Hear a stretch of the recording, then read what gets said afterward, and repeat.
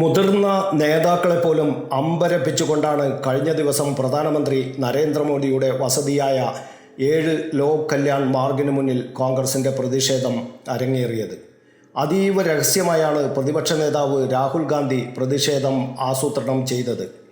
Mallikarjun Kharge, Rahul Gandhi, Priyanka Gandhi, K C. Venugopal എന്നിവർക്ക് മാത്രമാണ് ഇക്കാര്യം അറിയാമായിരുന്നത്.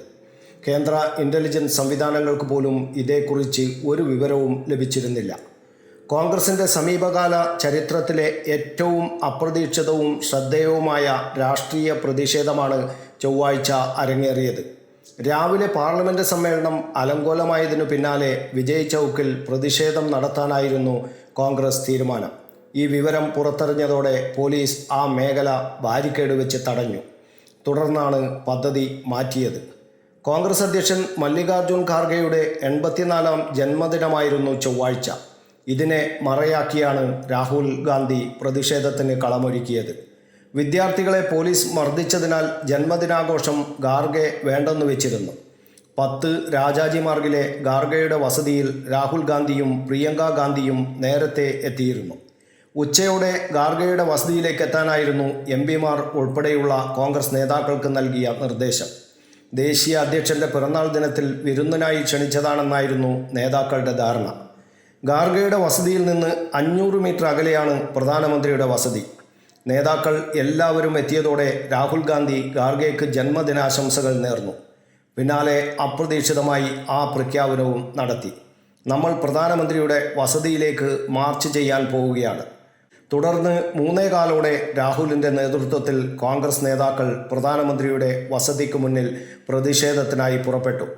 പ്രധാനമന്ത്രി മാത്രം ഉപയോഗിക്കുന്ന പ്രധാന ഗേറ്റിന് മുന്നിലാണ് രാഹുൽ ഗാന്ധിയും മല്ലികാർജുൻ ഖാർഗെയും അടക്കമുള്ള നേതാക്കൾ കുത്തിയിരിപ്പ് സമരം നടത്തിയത്.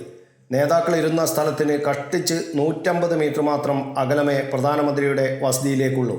സമരത്തെക്കുറിച്ച് ഒരു സൂചന പോലും ലഭിക്കാത്തതിനാൽ ആ ഭാഗത്ത് സാധാരണ രീതിയിലുള്ള ഗതാഗതം തുടരാൻ പോലീസ് അനുവദിച്ചിരുന്നു. സാധാരണഗതിയിൽ പ്രധാനമന്ത്രിയുടെ വസതിക്ക് മുന്നിൽ പൊതുവെ കൂടുതൽ പോലീസ് ഉണ്ടാവാറില്ല. വസതി മുഴുവൻ CRPFും BSFും അടങ്ങുന്ന അർദ്ധ സൈനികരുടെ നിയന്ത്രണത്തിലാണ്. അതുകൊണ്ട് പെട്ടെന്ന് നേതാക്കളെ തടയാനുമായില്ല. കുത്തിയിരിപ്പ് തുടങ്ങിയതോടെയാണ് കൂടുതൽ പോലീസ് എത്തിയത്. 20 മിനിറ്റിനുള്ളിൽ ആഭ്യന്തര സെക്രട്ടറിയും കേന്ദ്രമന്ത്രി ജിതേന്ദ്ര സിംഗും എത്തി. പ്രധാനമന്ത്രിയുടെ വസതിക്ക് 2 പ്രധാന ഗേറ്റുകളാണ്. ഒന്നിലൂടെയാണ് സന്ദർശകർക്ക് പ്രവേശനം, മറ്റൊന്ന് പ്രധാനമന്ത്രിയുടെ സഞ്ചാരത്തിന് മാത്രവും. അവിടെയാണ് നേതാക്കൾ എത്തിയത്.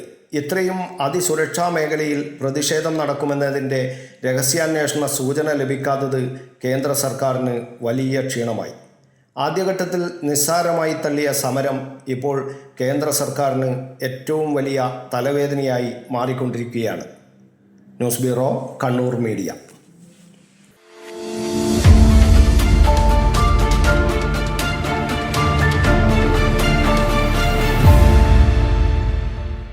ശരി, പറയും എന്താ ഇങ്ങനെ പ്ലാൻ? കിച്ചൺ വർക്സും ഇന്റീരിയർ വർക്സും നമുക്ക് നല്ലൊരു ടീമിനെ ഏൽപ്പിക്കണം. പിന്നെ ഫർണിച്ചർ സുനിതയിൽ എടുക്കാം. അവിടെ ആകുമ്പോ എല്ലാ മോഡൽ ഫർണിച്ചറും അവൈലബിൾ ആണ്. മോഡേൺ വേണമെങ്കിൽ മോഡേൺ, ട്രഡീഷണൽ വേണമെങ്കിൽ ട്രഡീഷണൽ. ഇനിയിപ്പോ ഇമ്പോർട്ടഡ് ഫർണിച്ചർ വേണമെങ്കിലോ അതും സുനിതയിലുണ്ട്. ചേട്ടാ, ഫർണിച്ചർ സുനിതയിലാണെങ്കിൽ മോഡുലാർ കിച്ചണും ഇന്റീരിയർ വർക്സും അവരെ തന്നെ ഏൽപ്പിച്ചാ പോരെ? അതിനവർ ഇന്റീരിയർ വർക്സ് ഒക്കെ ചെയ്യുന്നുണ്ടോ? ഒരു വീടിന്റെ മുഴുവൻ ഇന്റീരിയർ ഡിസൈൻ ചെയ്ത് ഫിനിഷ് ചെയ്യാനുള്ള സ്പെഷ്യലൈസ്ഡ് ആൻഡ് എക്സ്പീരിയൻസ് ടീമും സ്വന്തമായ ഒരു മാനുഫാക്ചറിംഗ് യൂണിറ്റും ഉണ്ട് സുനിതയ്ക്ക്. ഇപ്പോൾ ഏത് ജനറേഷന്റെയും ഫേവറേറ്റ് സുനിത ഫർണിച്ചർ.